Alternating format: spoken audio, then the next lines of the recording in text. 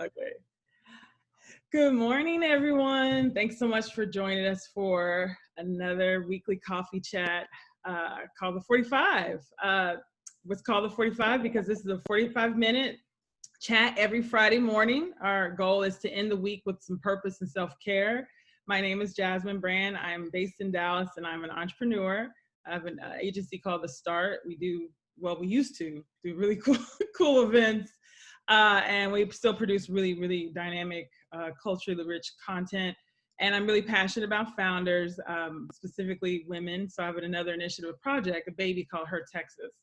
The goal of this conversation, we can only do so much in 45 minutes, right? So we can't go into too deep of a dive, but our hope is that you kind of leave with some nuggets, a couple of strategies or ideas to kind of start marinating on and applying to your own life or your own experience of where you are.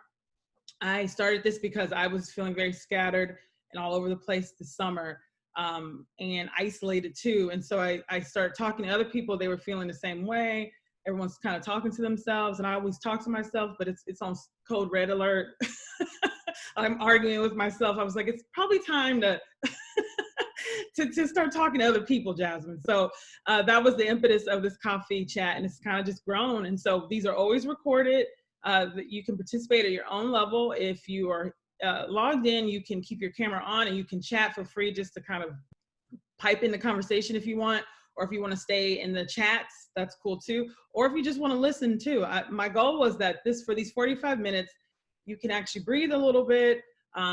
It's not structured. If you can't stay the whole time, that's fine as well. As I shared that this will be recorded and saved. Because these are starting to kind of grow and build some an interest in them, it's now turned to yet another project. People always say, Jasmin, you have 50 million things going on. I'm like, y'all, I start off with a hobby, and then it just turns into something. I'm like, I probably should build a brand around this. It's an addiction. But no, I'm going to put these on a website because I've had quite a few people say they've not been able to tune in and they want to watch some of the videos later. So I will be creating a very basic website. Now, I say basic, that's hard for me to do, but I'm gonna do a very simple, basic website so you can find everything. You don't have to wait till Friday to check it out. We do have a very special guest joining us. Today's topic is successfully navigating through trauma. This is a topic, right? Tiffany, this is probably a 10-parter. We were gonna talk about, right? We were going to talk about money. Actually, I had a really cool, a friend of mine, he's an investor. He's going to come on. He'll come on later to talk about smart money choices. But on Monday, I started getting this Scorpio intuition that I probably needed to evolve this conversation. And it was probably my own selfish needs because I said, I'm having some troubles just in general. And then, of course, the Breonna Taylor verdict came out. And regardless of what your personal beliefs are or political affiliations, it's still just a tough time. And I have been researching that quite a few successful people, if you start to look at the patterns of behavior, that they all share either some sort of incident or trauma that occurred to them, whether it was in childhood or a little older, that was really traumatic. And I started to research it, and it does appear to be this link between trauma, overcoming really challenging times, and success. I think it's probably this idea of if you can overcome something really horrible, then you can actually overcome the challenges and difficulties that come with starting the business and being high achieving too. Doesn't mean that you have to go through the trauma to be high achieving, but I think my goal was to think about how do we use this pain we have right now to move it forward, right? Like how do we kind of get out of feeling scattered and maybe we can't do anything? Can we take this and move forward? And so I've got, and Tiffany, I'm trying to remember like when we first met, because I know we go way back. Oh. And Tiffany, don't use years now, because don't use years. College, early post-college. There you go. And that college can happen at any time. Yes. Thanks, Tiff. But Tiffany Lindley will be joining us, and I'm going to have her introduce herself. She's going to be sharing, as always, we try to leave with 3 to 4 kind of nuggets. She's going to share 4 strategies that you can start applying now. She shared them with me yesterday, and I was like, even when I read them in the email, I was like, oh, I needed this so much right now. So Tiffany, thank you for coming to the 45, and Cash is coming in now too. He says, welcome too. Cash is my dog.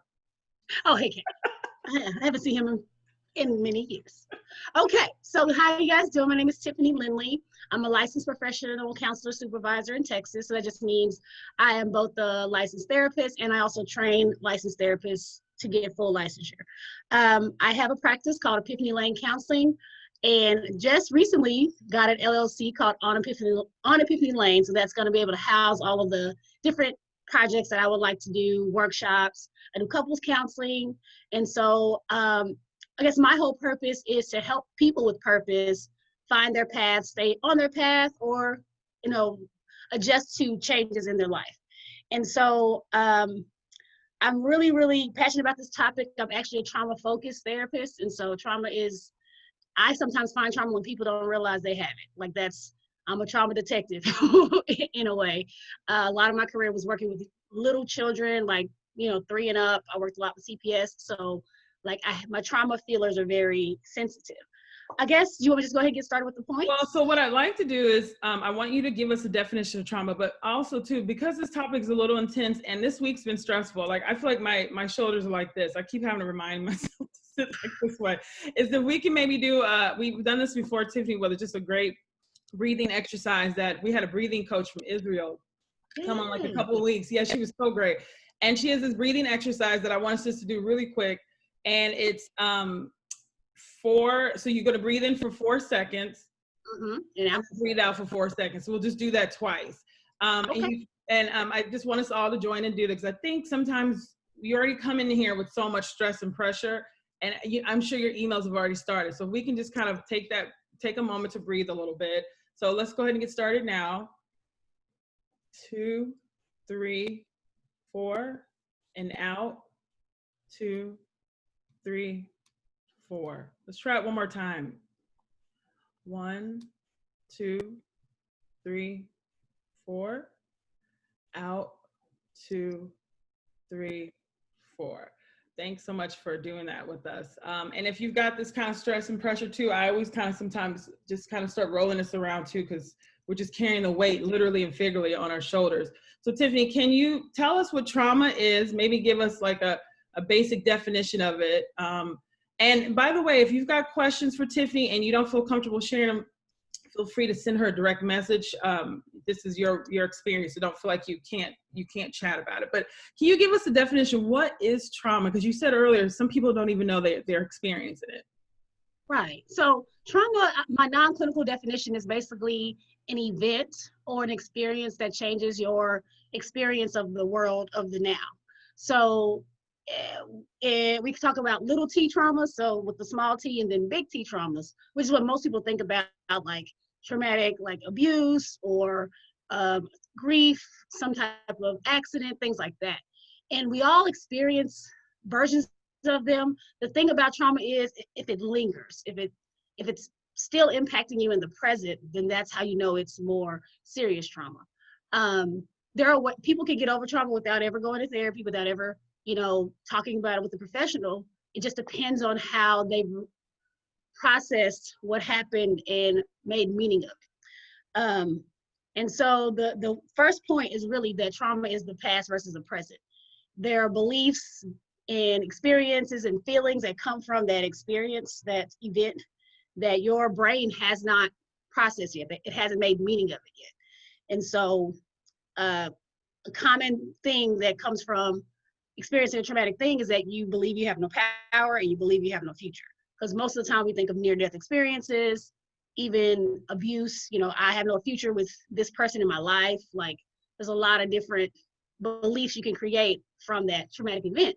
And when you have that kind of negative outlook, even if it's not on the surface, it can impact relationships, it can impact how you treat yourself, how you treat your physical body, and even how you deal with your day-to-day emotions. So hopefully that was clear. And you said if sometimes the awareness of it though is so deeply embedded. So can we talk about if someone right now is feeling like they may have had a little T, or maybe we should actually, let's back it up a little bit.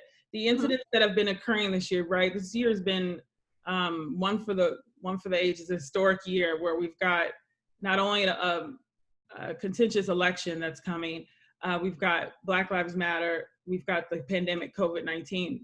Are those little T's or big T's?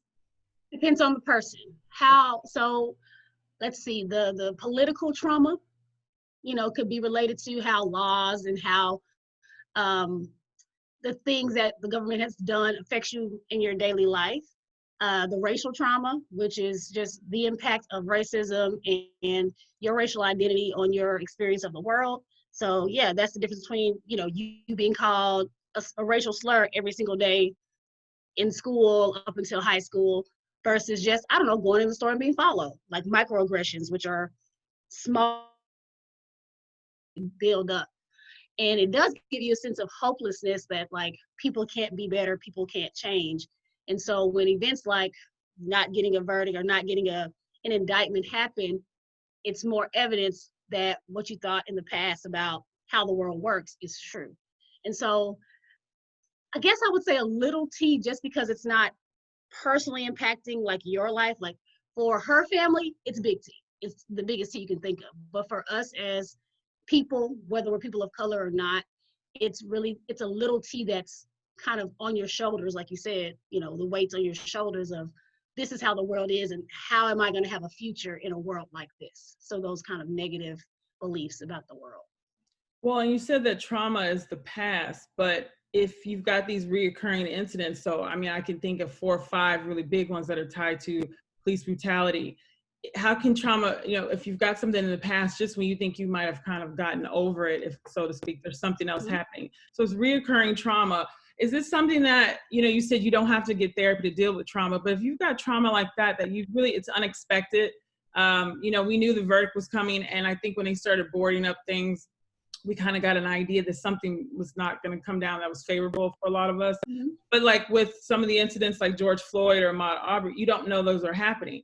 So you said therapy is not needed for trauma, but if you've got ongoing incidences that keep happening out of your control, is that something that would require therapy or something further to get past it? Well, yeah, it could. So I guess what I've experienced with since the George Floyd incident happened back in May, since it actually happened before anything changed, before we got any legal feedback, I started getting clients. People wanted to talk about it and they didn't have any safe spaces in their actual lives to talk about it. So whether they had a, homogenous work environment or they just had never really let those incidents, permeate them, or they thought they didn't. But the past is 6 months ago. Like that's how we define it clinically. So anything from the next day to 6 months is acute stress. That's what the diagnosis would be. So again, you have that heightened sense of something's going to happen, and then if as time goes on, you get a little less hyper vigilant, which is the symptom, like you're on edge. So that decreases, but if it continues after 6 months, that's where we get into the PTSD kind of range. So for us, this collective vicarious trauma, so basically we are feeling for those people in their lives and what it means as a collective. And that's why it feels, familiar when we don't get a indictment. And, we've had 5 years of Black Lives Matter, 6 years of Black Lives Matter being a movement, and we are still experiencing traumatic events. So that's why, like, you could call it a big T just because it keeps happening, just like someone who has a childhood full of abuse for 5 or 6 years, or until they leave their parents' house. It's similar, but because of the just personal impact of it. But what this vicarious trauma does is makes your personal trauma amplified too, because then your brain's like, yeah, and there's some other bad stuff in the world too that happened, and you really need to be afraid of it, and you really need to like be mad about it, or it triggers other things. And so I hear what you're saying. Like if you can talk to a therapist about it, because what they can do is help it make meaning for your personal life, and then give you encouragement or a perspective shift to figure out what you can do about it. Because the best way to combat trauma is in the other points that I'll make in the rest of this talk. I guess I wanted to pause a little bit though. Are there any questions right now? Because you're asking me great questions, Jasmin. I like how you're. It looks like we don't have any yet, but I think the question I did have for you was more of anxiety and depression. Mm-hmm. Can you talk about how that relates to trauma? Yes. Okay. So anxiety and depression, all emotions have a job. Can we agree on that? Like some people think we just feel just because, like emotions have a purpose, and that purpose is to give you feedback. Um, think about the person who's very even tempered and like, oh, it is what it is. I just accept it. You know, you can do that every once in a while because sometimes that is the appropriate response. But eventually, you have to have some type of opinion or attitude, or that emotional energy will kind of build up, and that can cause stress, that can cause anxiety, and can also cause depression, because if you have all these emotions that haven't been processed and you don't feel like there's a reason to or a resolution, you can feel hopeless. Depression is the the feeling of sadness, of loss, of disconnection, of purposelessness. And so, it's not good to be neutral all the time, believe it or not. um, so yeah, anxiety, its job is to plan, to strategize, to decide if we're going to fight or flight, if we're going to freeze, so avoidance. Um, it can also be uh, the emotion that gives us energy to perform. Like, so again, it's all about strategy. That's why when you're anxious, you're having all these questions in your head and you're ruminating. But the point is to answer those questions. What am I going to do next? What's going to happen? Like, what happens is we keep asking the questions and we don't stop long enough to answer them and get some kind of peace about it, because anxiety is not supposed to be like your default. But those are the clients that I work with the most, is people that, are high performing, that, they have goals, they're ambitious, they want things for themselves, they want to help people, but their anxiety has gotten out of control. Like, it won't turn off, it won't let them rest, it won't let them be at peace. And then, they can't perform because they really haven't found a decision, or like how I'm going to act. So I'm just going to avoid this because my anxiety won't shut down. When in reality, we have to kind of manage it ourselves. But look, it takes work, and it takes awareness of what's keeping you from feeling like you can stop and make a choice or make a decision about whatever you're anxious about. So No, with trauma specifically, it's like trying to fight those beliefs of I can't do anything about it, or there's no point. In the depression realm, power and then hope. Like, you're fighting those two things when you're anxious and depressed about a traumatic thing. no, that's so helpful. Now, another question for you is, do you have some common strategies you leverage with clients when they get triggered? Yes. So the breathing technique you just did, that's a classic. Your breath is your connection to the now. For intellectual people and thinkers, meditation can feel like a distant thing, or like, I can't turn my mind off, so I can't meditate. Not true. Meditation can teach you how to watch your thoughts, watch them pass by. You can have them, just having some kind of disconnection enough to be able to examine them and figure out what they're trying to tell you. But some of my favorite grounding is just reminding yourself that you're in the present. So progressive muscle relaxation, I just call it squeezing.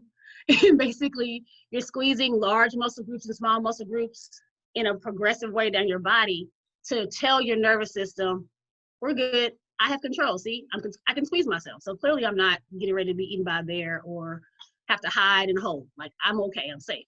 And so if you have certain body parts that hold your tension, sometimes that's all you need to squeeze to let your body know to relax.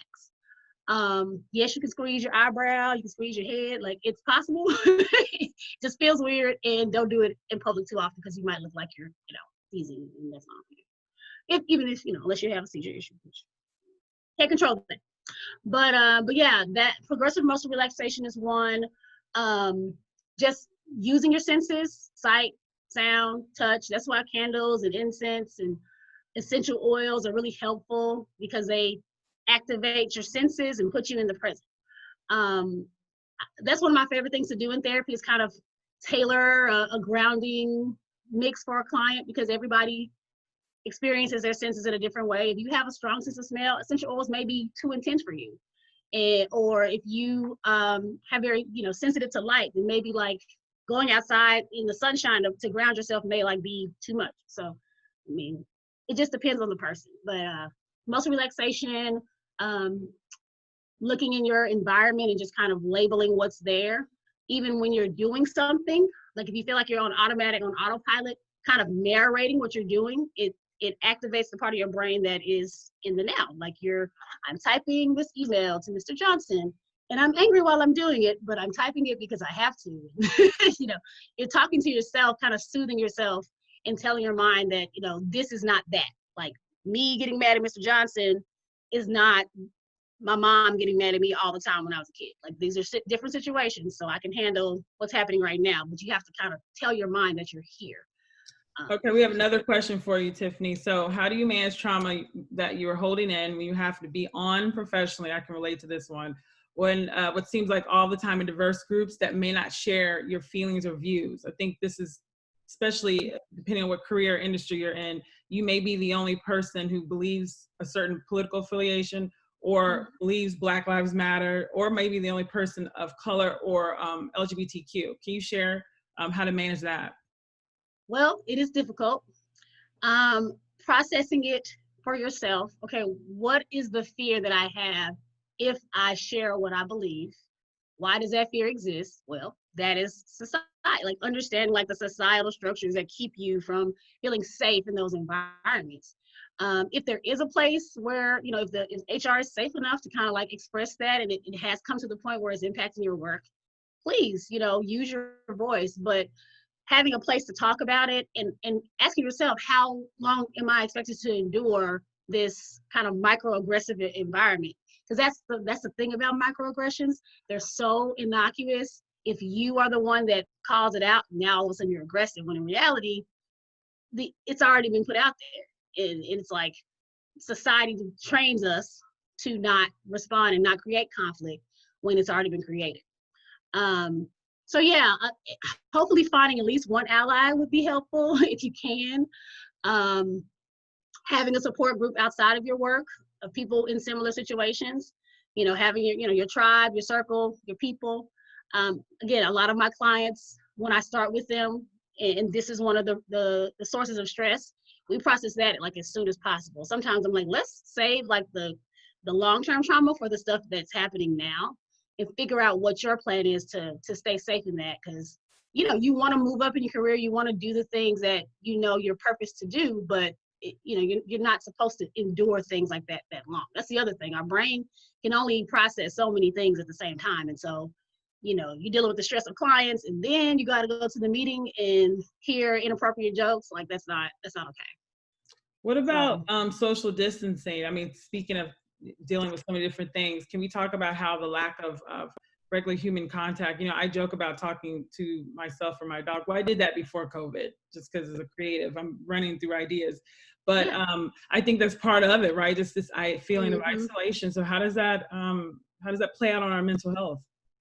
It does have an impact. We're social creatures. You know, mirroring, our brains automatically kind of do what somebody else is doing while we're watching them do it.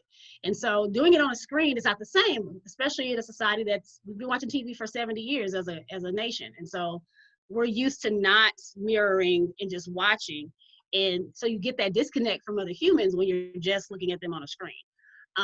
Unless you're mindful about it. You have to like make yourself, okay, I like this guy's glasses. His mask is cool. Like I have to really make my brain see the person that I'm looking at and not see them just as an image. But it does add to stress. It does make things more tense, because when you get back around people, I have a lot of people that their anxiety is like they're agoraphobic all of a sudden. Like I can't be around people more than 30 minutes. I feel like, you know, this pandemic thing is gonna get to me. And so these are very real triggers. And it's okay for you to have these responses. Like that's the other thing, like validating those emotions is really important. So talking to somebody else about, I feel fearful when I go to Kroger because that lady's mask wasn't on right. Like just processing the event itself, feeling the feeling, and then the other person that's hearing you gives it back to you because it's your emotion. Like, but you can deal with it better because emotions have to communicate. Like that's my first point about how to deal with trauma. Emotions need a voice. We communicate so that we can get things out. Like you can't keep feelings in because they're energy. If anybody works in like, I don't know, science of any time, you know, energy has to move. And so an object emotion will stay in motion. That's not true for emotions. And I think that's the fear we have. Like, I'm going to feel angry forever if I let it out. No, you're not. it'll be, 5 to 30 minutes, depending on how much rage you have. But letting it out gradually is the best way to manage emotions. They have to have a voice. And again, you can do that verbally. You can do that through art. You can do that through music. You can do that through, you can't release emotion through meditation. At least in my experience, you can't. I haven't found one that's like, okay, now I feel, released. It's more of like looking at the emotion and experiencing it, but letting it out takes communication. You have to be in communication with something, whether it's another person or some type of medium. But it has to speak. And so once they speak, then they usually leave. And then until they come back again, because that's life. I was angry yesterday, I'm fine now. And now I'm angry again. And that's okay. What about one more question for you? So is it correct to purposely avoid trauma-inducing experiences? Is that avoidance helpful or harmful? It depends. Because avoidance is a symptom of PTSD, but that's avoidance of of a blanket set of events, but also very specific events related to the trauma. As long as you're aware of why. So like if it was something at a certain place, your brain will record that and you will kind of naturally avoid it. But I guess if you need that space in your life, then yeah, you may need to process and it's called exposure therapy, like expose yourself to that triggering location or thing so that your brain can again recover and realize, okay, this place is safe. This is not that. This is now. I can go. Like I use example, my mother passed away maybe about 5 years ago, and there was a grocery store I always went to for her. I avoided that grocery store for probably the last 4 years because I knew if I go in there, I'm gonna get emotional. I ain't gonna be able to get all my groceries. I'm gonna run out the store and I'm gonna be hungry. So eventually I went to other stores of the same brand, just not that particular one, until I felt safe enough to go to that particular one. And the first time I went, I took somebody with me because then I had somebody to kind of ground me like, you're fine, it's okay. And then now I can go in there by myself. And so it does take time. Sometimes with relationships, that can be a big thing. Like people want to date, but then they had a traumatic dating or relationship. And so, again, starting with friendships, starting with just hanging out in social groups, and working your way towards feeling more safe to be with another person. That may take, therapy too, if you want to accelerate that process. You can avoid people for 10 years and be just fine. So you just want to understand the impact it has on the life you want to live if you're going to avoid a triggering situation or a place. That's so helpful. I have that too. I had a dog I have for the last 15 years. She was basically like a child. So I still have moments where I go to certain parks and stuff and I'm like, even when I'm fine with it, I've kind of, but like, you're right. Those triggers are so interesting. So before we go into your last, your 4 strategies, your ideas or concepts to leave everyone, can we briefly talk a little bit about, I've read somewhere that what happens to a child up to 8, it can leave a imprint on how they are for the rest of their lives. And I think that's very fast. You can tell me if that's true or not. We've got so many children, and I know we've got some parents on here too who are going through all of this now. And I think that's probably the most traumatic thing for me when I'm watching incidents of police brutality when the children are there. I think that's usually what paralyzes me. Can we talk about this idea? How can we best serve our children, whether we're aunts, uncles, or we're actually parents? Can we talk about children? Yeah, that gave me, I started feeling that weight emotionally because children are always recording. Their brains are on. Like some people think they're not gonna remember that. They might not consciously remember that, but their brain may have still recorded what's happened. And so up to 8, I would say just it's always recording. It is very impactful because, if they're not aware of the memory, when they turn 13 or 14, when you become an adolescent, it's more than just, chemical puberty. There's actually a puberty of your brain where your brain starts to rewire and reorganize memories because it's preparing for that adult mind that is, a lot more able to process complex information. And so, and even think about kids that are gifted and highly intelligent, this may impact them even earlier. So you turn 13, everything's fine, maybe trauma happened when you were 4 or 5, and then you start having these reactions. You start being really emotional and you're not sure why. And then you may not ever know what really actually happened to you, which is a very kind of traumatic thing in itself, like not having that knowledge, but just knowing you're having these reactions. And so right now, while we're going through this, communication, giving emotions places to go, letting kids have their fears, letting them feel their feelings, telling people to calm down is only okay if that's what helps them calm down. Most people don't like that. I don't like that. Telling somebody to do something versus telling somebody to feel something is a lot more effective. Breathe, take a time out. Let's go take a walk. Go play with your toys. Like, telling somebody to do something when they're in crisis is way better than telling them not to feel. And I know as parents, that's just what we're taught. Like, chill out, sit down. Sit down is good. That's a good one. But calm down is not very effective. I guess I don't want parents to be fearful, but like, I'm an aunt, and my poor nephew, he's had a therapist as an aunt his entire life. And so we talk about feelings since he could talk. Like, you're mad, like he may make a face. I'm like, you're mad at TT, aren't you? And you want to throw your toy. It's okay, go ahead and throw it. And he's like, confused. When you give people permission to feel, again, it lowers the intensity of the emotion because it doesn't have as much power, because now you're back in control if you're letting it out. So just talking to your kids, having designated time to just be with them, quality time with them, and safe spaces for them to express themselves is going to be the best thing, because we don't know what it's going to look like, in 10 years when they're adolescents, but we don't want to not let them have the skills they need to process how they feel. That's so helpful. I feel like those things that apply to children apply to us, because when do people even in your career, people are telling you what to do, and people rarely talk about how do you feel. I've started to actually ask people, how are you doing? How are you feeling? And it's been interesting just to get the responses back. Can you give us those four, because I think we have one more question, but I want to make sure because we got about 10 minutes, those Okay. 4 concepts or ideas, if we're trying to navigate through trauma or it's really challenging times, the 4 ideas that you shared with me. Love to share that with everybody.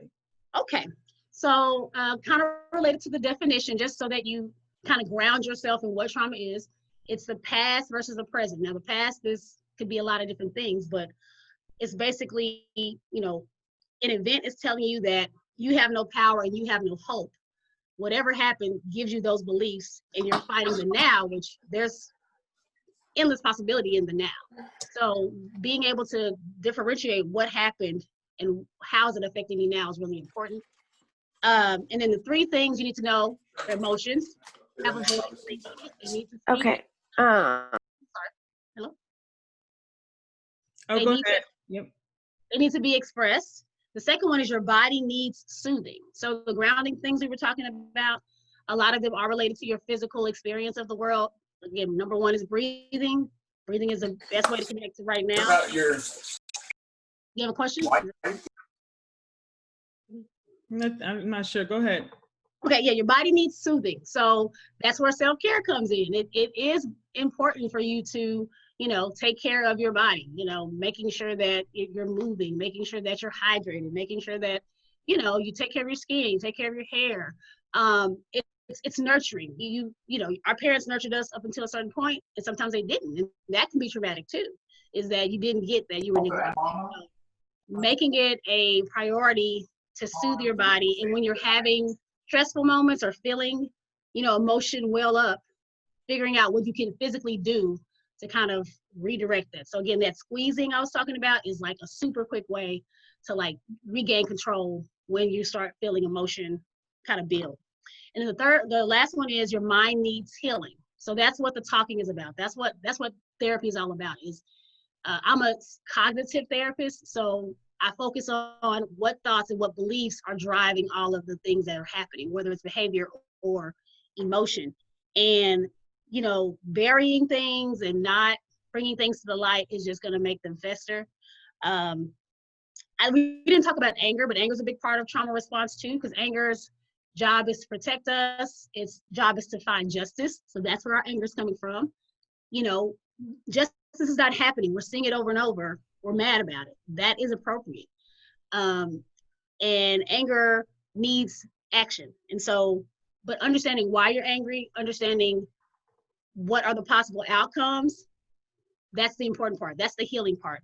And also just saying what happened sometimes, because that's where I mean by like people aren't aware until they say what happened, and it's like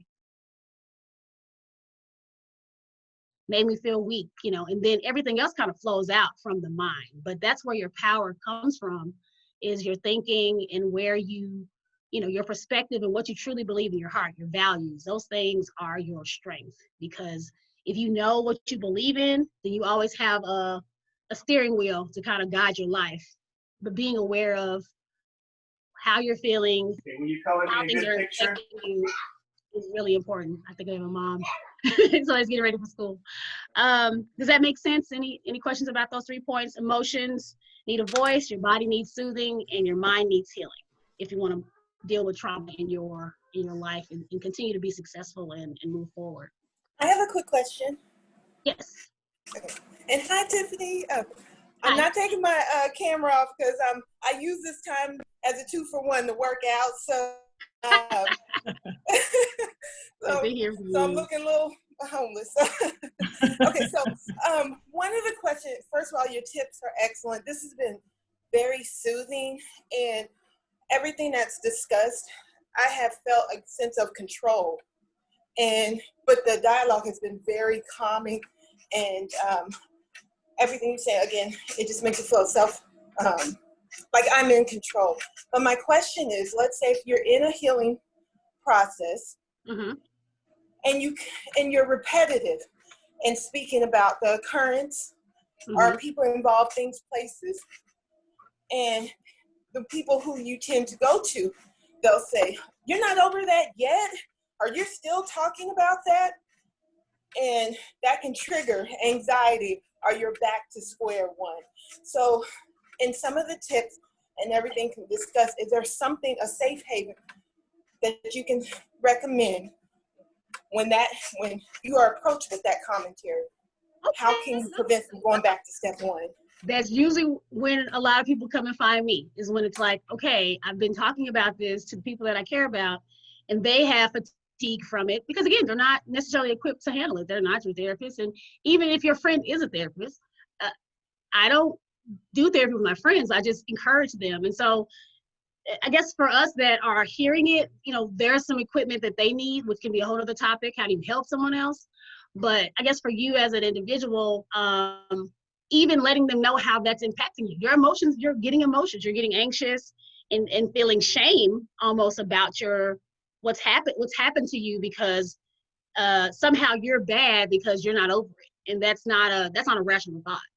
And so even, it may take a little bit of anger, like confrontation, like, hey, like, I understand that, maybe for you this would be easy, but I really appreciate your support. And so when you tell me that I need to be over it, it really doesn't validate what I'm feeling, because I'm working through it, and you've helped me so much. So if it is too much, let me know, and I can maybe find someone else that I can talk to this about. But telling that person you appreciate what they've given so far, but everybody has a limit. And so don't see it as an all or nothing thing. Okay, they don't want to hear it anymore, so now I'm starting over. No, they don't want to hear it anymore. Okay, so it's time for me to strategize, use my anxiety for what it's for, and find other ways to let this out. So it could be, again, you working out. It could be art. It could be going to a therapist. It could be going to a trauma support group, like doing things that may be out of your normal circle, so that you can get what you need. Because just because one person doesn't want to hear it doesn't mean it's not worthy of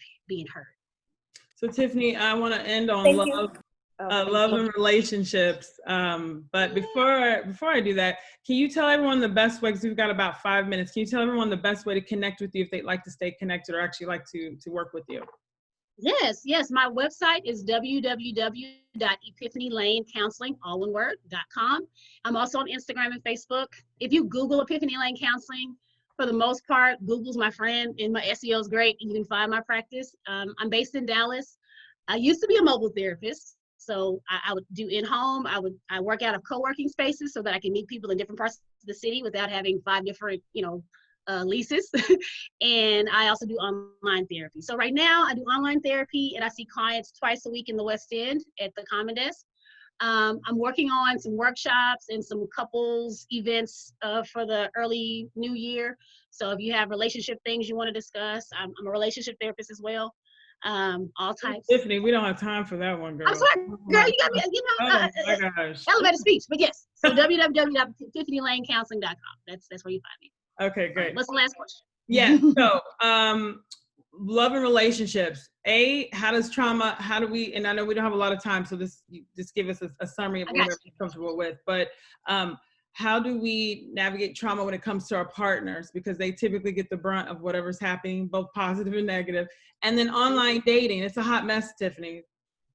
It was a hot mess before COVID. So what do we do? Okay, so trauma in relationships. If you're in a committed relationship, taking time to identify each other's triggers and knowing them. Like, you need to know where the button is before you push it. Also, validation, which is just, I tell you how I feel. You hold it. Yeah, that's what that is. And then you give it back to me. When you're not validated, it just adds to the buildup. So if I'm like, I really don't like it when you don't load the dishwasher, it makes me feel disregarded. Okay, that's not validating. Oh, I didn't know it meant that much to you. My bad, I'm sorry. You can add an apology and give it back. But, maybe you have a little bit too much of a relationship with the dishes, but that's okay. I'm not going to judge you for that. I'm just going to say, I understand feeling disregarded because you value this so much. Okay. Now, after that, it's no longer your partner's responsibility. It's your responsibility. But when they don't validate, again, it builds up and there's a lot of tension. And all it is just emotions trying to get out. And so knowing your triggers and trying to learn your partner's triggers, having a partner open up to say, you seem triggered by that, and not see it as like a sarcastic or, snide comment. It's like, I'm really just trying to let you know, like, every time we go here, you tense up, So using that person as your mirror, because that's what they're really supposed to be anyway. It's like a reflection of the best and maybe the worst parts of yourself. And online dating, boundaries. That's all I got for that. That could be, we have a whole other talk about boundaries. That's one of my other favorites. Well, Tiffany, everyone in the chat said we need to bring you back. So hopefully you had I would love to. You were amazing. Thank you so much. I feel like you gave us a lot in a short period of time, but a lot in a great way. So I hope to see you guys next week. Tiffany, it's Epiphany Lane Counseling.com, that you're on Instagram, Facebook, right? Okay, Twitter as well. I don't tweet them. Okay, and of course, I'll send an email out afterwards with all of her information too. So I hope you guys got a lot of information and this was helpful. We'll definitely do a part 2 of this conversation. And I would love to see you next Friday. We'll be back here same time, same place. Have a great Hi, everybody. Y'all have a great work day. Enjoy your Fridays. See you, everybody.